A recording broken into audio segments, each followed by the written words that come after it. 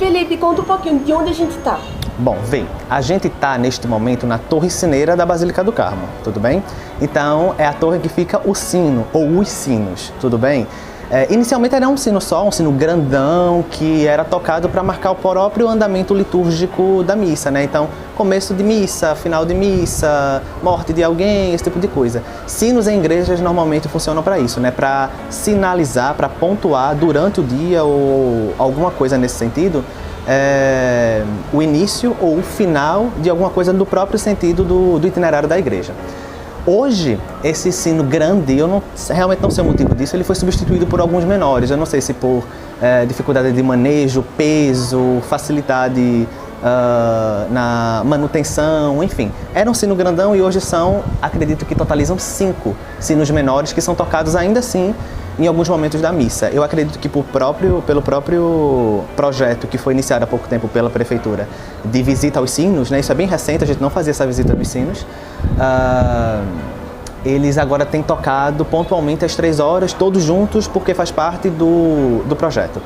Mas eles terminam tocando, salvo engano, assim no começo ou no final de alguma missa pela manhã e talvez de tarde, nesse sentido. A gente está na única torre da igreja, né? A igreja ela tem apenas uma torre e não outra. Vocês vão encontrar igrejas que têm 2 torres e igrejas que têm uma só, como é o caso dessa. E o motivo para isso não é bobo, né? A gente está em uma só e acho que vale a pena explicar.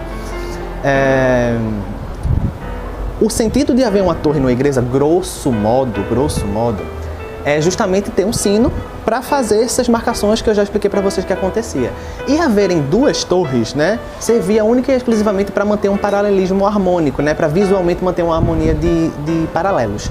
Mas era uma espécie de desperdício, porque uma torre já é o suficiente, porque um sino já faz o barulho necessário para fazer as marcações. Então 2 realmente era para manter uma harmonia que, a depender da disposição orçamentária, da ordem religiosa, enfim, de tudo que estava acontecendo, do financiamento de terceiros em cima da igreja, podia ser dispensado e economizado no próprio custeio da ornamentação interna, que era o que mais se gastava, não à toa ela é tão ornamentada e tão trabalhada. Então, essa igreja funcionou nesse sentido, ela só tem uma torre, porque o gasto para a construção de outra, que serviria apenas para manter um paralelo, foi utilizado, na verdade, para a ornamentação interna, porque uma já era suficiente e ela só tem uma por causa disso, e a gente está nela agora. Eu conheço uma história sobre as igrejas que têm apenas uma torre, eu não sei se é verdade. Vai, manda lá. Diziam que as igrejas só tinham uma torre porque a outra ficava na promessa. Vamos construir uma nova torre, precisamos do dízimo. Ah, certo. Tu consegue me confirmar essa história, se isso procede? Olha, eu não consigo te confirmar, ela não procede e eu fico muito triste de fazer de protagonizar essa desilusão, porque eu acho essa explicação muito mais legal. É muito mais legal pensar que havia toda uma conspiração interna da igreja de segurar o dízimo das pessoas e de não pagar imposto, isso também era dito.